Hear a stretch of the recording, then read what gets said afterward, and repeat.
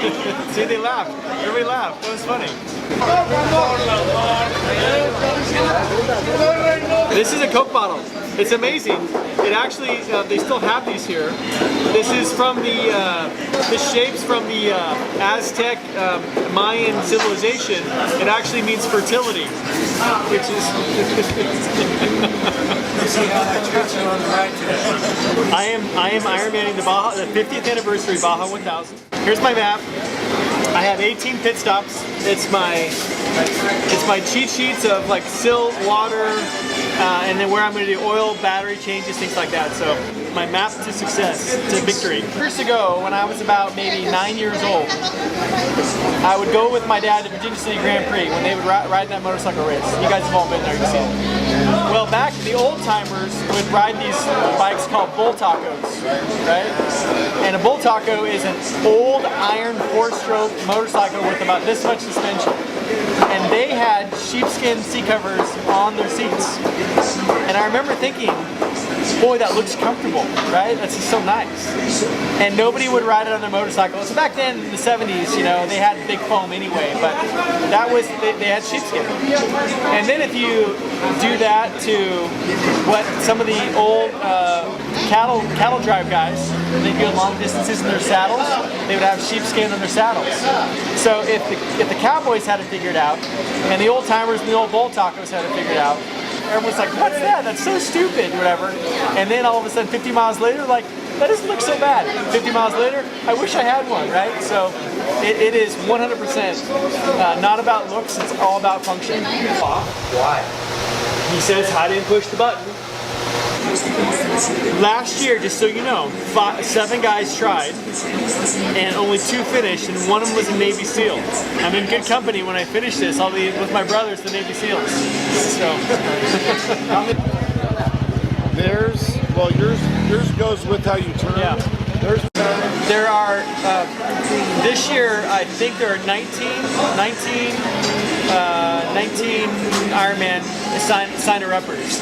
So, and 19 enrollees, I guess. Capsule sinks, helicopter saves him, and when we were trying to beat the Russians, it sunk. So everyone was pissed off at Grissom. 37 water crossings. Apparently, according to the notes, there's a really deep water crossing of about 4 feet deep, and I'm not sure how we're going to navigate a 4-foot deep water crossing at 2 o'clock in the morning in Laredo, where it's going to be 41 degrees. So he never got to go in space again. Well, I'll take it back. He was going to go in space again, and then he got stuck in the capsule 8 that was on the fire burned through the capsule. He was one of 3 astronauts. In homage to my ancestors, the Mormon Trail was about 1,100 miles from Chicago to Utah. So this distance, funny enough, is almost the exact distance of the Mormon Trail. So my ancestors did that in 3 months. I'm going to do it in 2 days. I have 48 hours, and I go from Ensenada to La Paz, and it's 1,134.4 miles. And the question is, I think the question people ask me is, why would I do it? And I did it last year in a truck, and we finished, and it was awesome. But it's like, if you climb Mount Everest, and somebody says to you, okay, you climb Mount Everest, you do Camp 4 to Camp 5, you do Camp 5 to Camp 6, and you push to the summit. It's like you all climb Mount Everest, but it's not the same as climbing Mount Everest. My goal is to say, listen, in the spirit of Baja, to actually do it like the original guys did it, and then to say, I did it all by myself, right? I mean, it's the spirit of Baja. It's to do it all yourself. It's like, nobody's doing it for me. No, I don't think anybody believes I can do it. Anyway, about 10 years ago, they found the capsule in the ocean, they pulled it out, and the button had not been pushed. The Prius, unfortunately, really sucks. And I think if it were a hole in the ground, all the trees would be leaning towards it because it would be sucking so bad. The good news is that nobody thinks I can do it, so if I fail, it was like, well, Wayne tried, right? And if I do succeed, it's like, I'm feeling pretty good. A little bit of a stomach ache, not because I'm nervous, only because I ate armadillo tacos.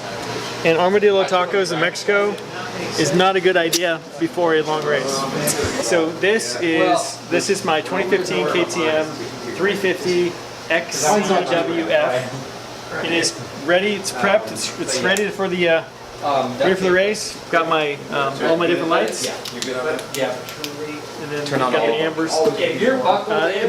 And got little warning, little tire change ones here. You should.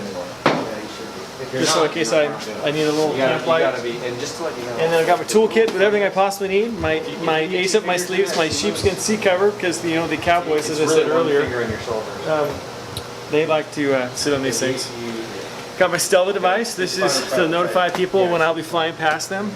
Got my Garmin GPS will go here, and then my Lowrance right there for my course map. I got the extra wide mouth grips, so for wide hands.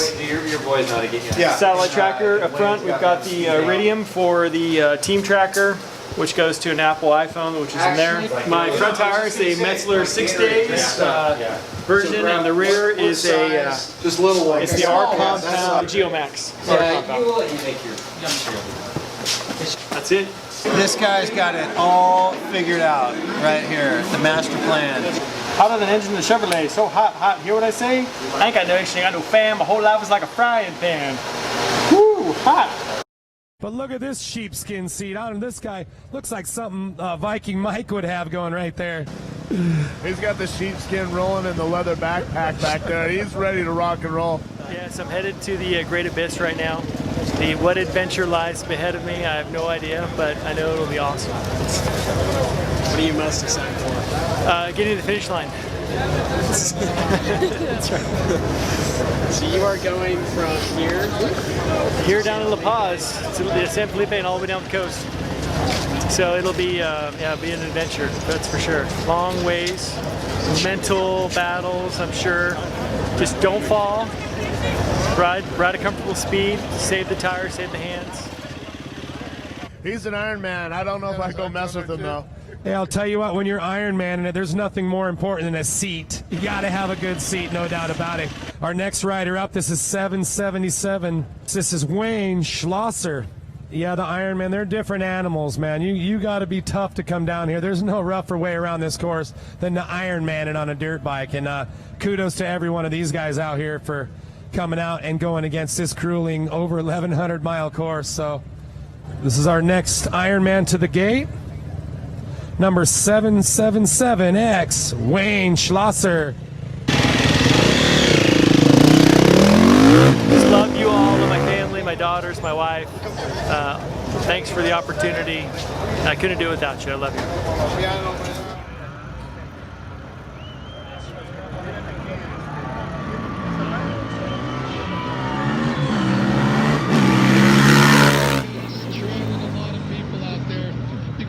Take your helmet off, feel free. I know I'm a little cold, but I'm sure you're nice and warmed up after that ride. And you are out of Alaska, correct? Utah, excuse me, that's right. And what was your name? It's Wayne Schlosser. You can see my plate right Wayne Schlosser, that's right, man. The Stormin' Mormon, I love it. That is epic. So, have you been down here to Baja? Is this your first time coming down here and soloing this bad boy? It is. It's my first time. It took me 52 hours and 33 minutes, so it's a little bit longer than the clock, but I slept for 3 20-minute naps. So, yeah, it's been a long couple days. But, yeah. That's right, that's right. But we made it, so that's good news, right? That is huge news. You know, we talked just so many people throughout the weekend. So many people come down here for so many years and never finish a Baja 1000, even a loop, let alone this is the biggest, baddest peninsula run we've ever had. By far the toughest course, deepest sill. You soloed it, my man. Your first time, got to the finish line, time or not. You got that medal around your neck to prove it, and that's all that matters at this point.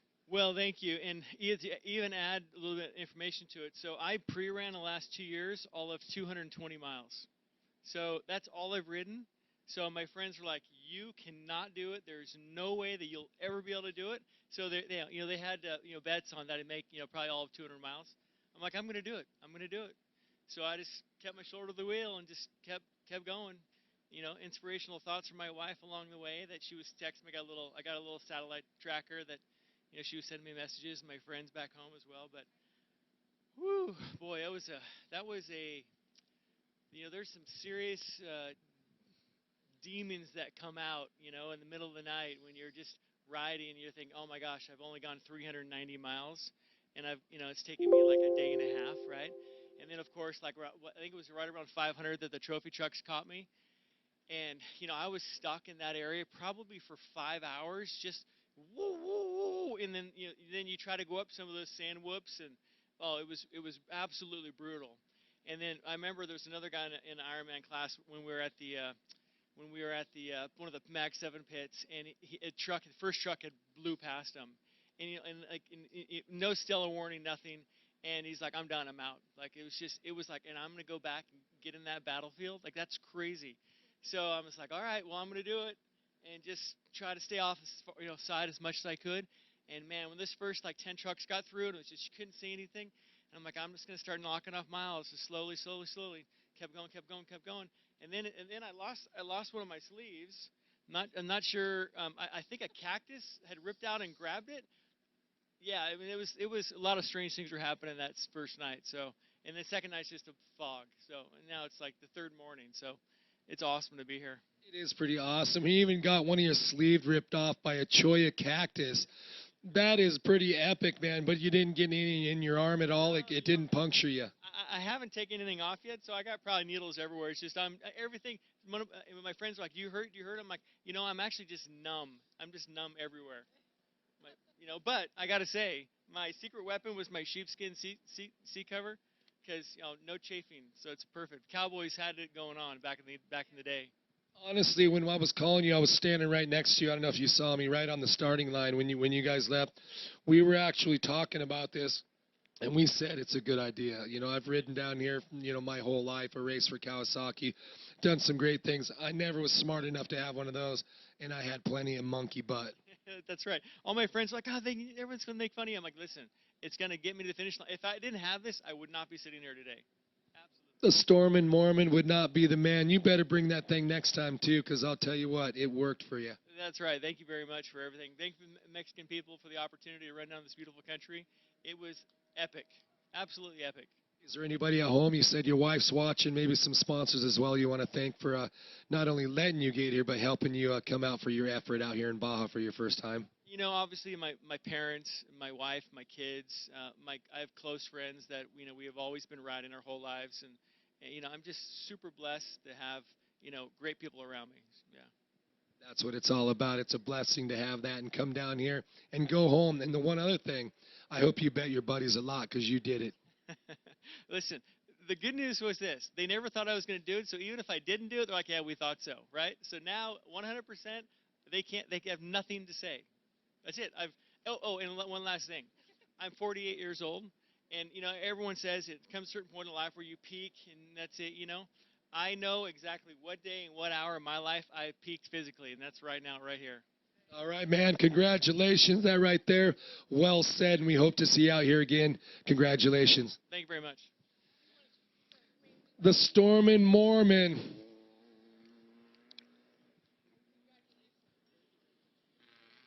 Getting it done, the sheepskin seat cover on that good-looking KTM. ISD 450 right there. So how many sets of tires did you guys have to change? Just one set? Nobody was pre-running nobody was supporting me, so I went knowing that I was going to make it. So I had no chase team. These are my original tires I left Ensenada with.